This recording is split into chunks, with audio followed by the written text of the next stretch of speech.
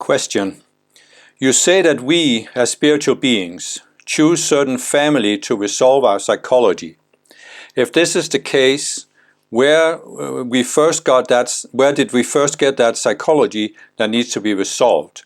And why do we need to choose abusive parents, for example? Because there are already plenty of research pointing out that kids adopt psychological patterns from their parents, or even worse. When parents beat their kids, kids often become abusive adults themselves, criminals or even tyrants. Hitler was severely abused by his father and therefore became one of the most cruel persons himself. So how then should this pre-planned scenario be worked? He should have turned away from cruelty, even though it was almost impossible for a little kid to comprehend such unfairness, and somehow avoid natural stages of psychological development in the name of a common good. Or how is this supposed to work? Or are you implying we are going to face even more severe conditions in the afterlife, so that we must be prepared mentally to be able to deal with some kind of issues in the spiritual realms, like some kind of test that we have to pass to enhance our ability to be good no matter the circumstances, because otherwise it doesn't make much sense. Okay, so it's a very understandable question, but it's actually it's based on not quite grasping what I have said about why people choose, for example, abusive parents. Because when I talk about you have a person in between embodiments who is looking towards its next lifetime, it's working with its spiritual teachers and looking at what psychology do I have that I didn't resolve in past lifetimes. And the person is seeing there's a certain pattern, a certain subconscious self that is really blocking my progress, and I want to resolve this now. And therefore it's saying, but in my last lifetime I had the same pattern and I avoided it because I didn't really want to look at it. So how can I force myself really to look at it in this lifetime, because I see it's important for my growth that I overcome it in my next lifetime? And that's when you say, okay, so I'll choose to put myself in a very extreme situation where I'm exposed to this. And it might not be abuse, it could be other things. It could be many other scenarios where you simply put yourself in an extreme situation where your psychological pattern is stirred up to such an extent that you can't ignore it, or at least there's less chance that you can ignore it, and therefore you have to deal with it. Because you see, many times we have this tendency, we want to gloss it over. We don't really want to look at a problem, so we want to avoid it. And that means that if there isn't an outer situation that pushes our buttons, forces us to look at it, we can spend a whole lifetime, might be working on other issues, but we're not looking at the one issue we really need to be looking at. So that's why, but what I'm talking about here, I'm talking about people who are on the spiritual path, who are above the 48th level of consciousness, and who are deliberately, consciously working on transcending their consciousness. And when people like that choose, for example, an abusive parent, there is a relatively small chance that they themselves will become abusers, because they've already transcended that in past lifetimes, a tendency to abuse others. So it's not really the dynamic there that you're exposing yourself to a abusive parent in order to overcome the tendency to abuse others. That's not what I'm talking about. In most cases, you expose yourself to an abusive parent because, as a spiritual person, you have become peaceful. You're not abusing others, but you often are reluctant to set boundaries for yourself and say, this I will not tolerate. And so that's why most spiritual people expose themselves to situations like this, in order to force themselves to say no, and to therefore look at the psychology. Why don't I want to say no? Why do I feel I can't say no? Why do I feel I can't define what I will accept and what I won't accept on earth? So that's the dynamic with spiritual people, and that's what I was specifically talking about in other videos. Now, the confusing thing, and I understand why this is confusing, is that There are, of course, people who are below what I call the 48th level of consciousness who are not deliberately working on growing. And their situation is different, because their situation is that you will attract to you what you are projecting out. And you will often attract to you a more extreme situation in your next lifetime that you had in your last lifetime. Because you could say it's a matter of karma. You're creating karma, and the karmic spiral is accelerating. Now, of course, the dynamic is also there that by experiencing more extreme abuse, you can come to a point where you have had enough of it. But there is, of course, the risk, as the question points out, and as research has shown, that people who are exposed to abuse will become abusers themselves. But that is because they're below the 48th level of consciousness. And therefore, they haven't transcended this, they haven't really internalized do unto others. Because a person who understands that I don't want to do to others what has been done to me will not become an abuser even after being abused. You see, of course there's research that shows that many children who are abused become abusers, but there is also many children who are abused who don't become abusers. And that's because they have internalized that.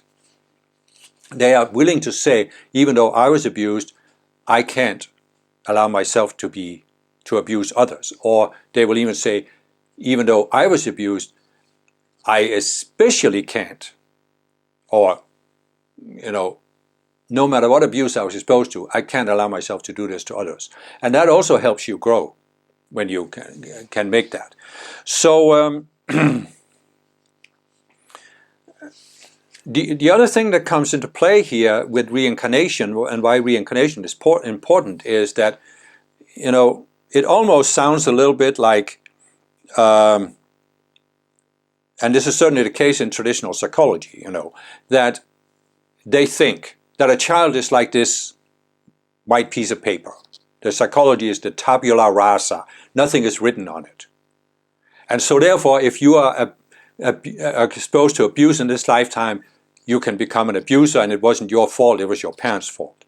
But the fact of the matter is, as I just said, if you're not on the spiritual path, you will be exposed to what you did to others, or at least what reflects your psychology from past lives. So you don't come in on a blank slate.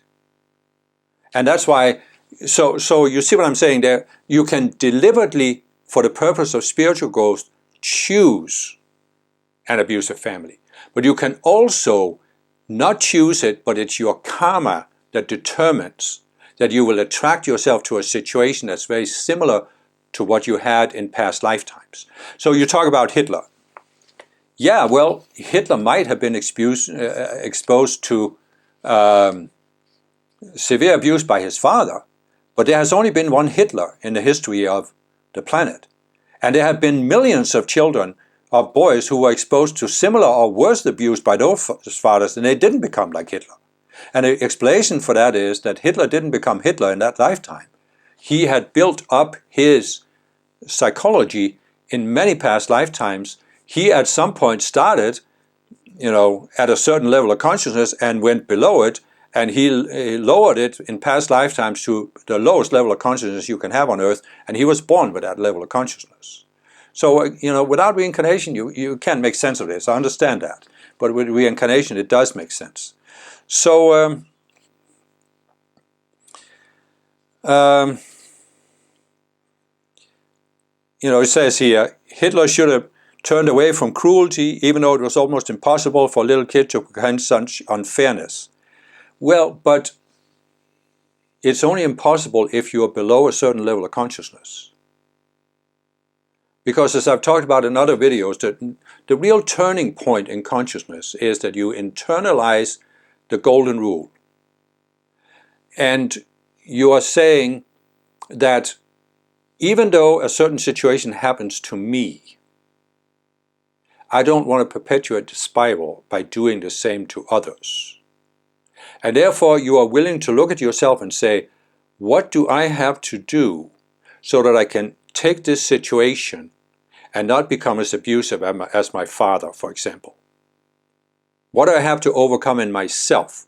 And then you are willing to look at yourself and your own psychology and say, what can I transcend in this situation? How can I use this situation to grow, to transcend myself? But that requires you to be above a certain level of consciousness. And children who are below that, yes, they can't understand it. I am perfectly accepting that. But people who are above a certain level, they can.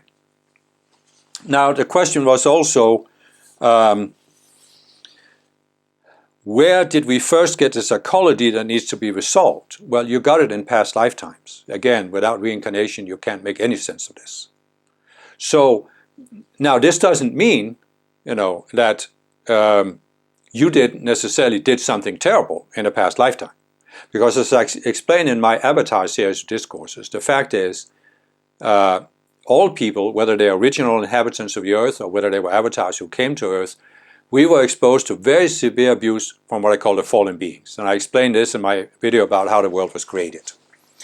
And if you really want to understand this, you need to watch that video. So, the fallen beings exposed us to abuse. And they were in this state of consciousness because of choices they made for a very long time, which I explained in the other video, so I won't go into it here. But for us, it's simply, we were exposed to abuse, and as a reaction to this abuse, we created these subconscious selves. And they are the ones we carry with us from lifetime to lifetime. And we either reinforce them or we start dissolving them and transcending them. And if we reinforce them, we go lower in consciousness. And if we start transcending them, we gradually go higher. So this is simply the determining factor. And it's one of those things you could say, of course, oh, this is completely unfair. But it is really the workings out of free will. Because, as I've explained, we start out seeing ourselves as connected beings, which means we can receive some intuitive insights from our higher selves and our spiritual teachers, the Ascended Masters. So that means that when something happens to us on earth, instead of evaluating this just with our own minds, we can seek this intuitive insight. And this can help us grow. If we go below the 48th level of consciousness, go into what I call the illusion of separation, that we are separate beings, we don't have that connection anymore. We lose the connection. And that means we go into what I call the school of hard knocks, where it's simply a matter of how hard do the knocks have to become before we say, I can't do this anymore, I don't want to do this anymore. What can I change in myself so I don't continue to experience these outer situations? In other words, when you are a connected being, you are willing to look at yourself and grow, transcend yourself. That's how you grow on the path.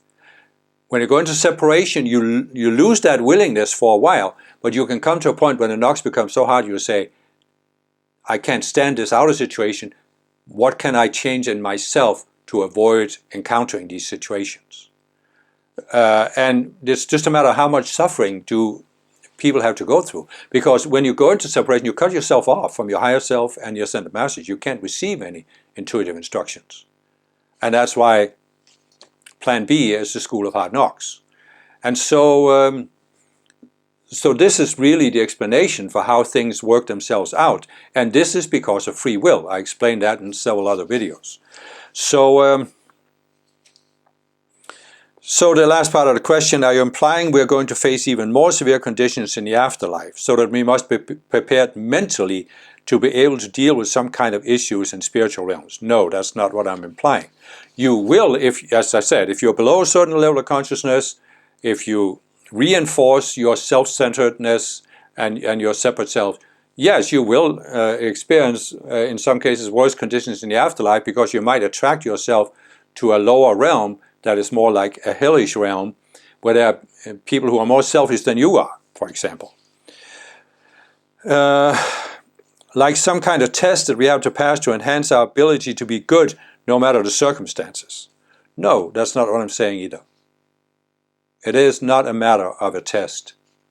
You are creating the test through your own use of free will by going into separation. And what I explain in many videos is that when we go into separation, we have to create this ego.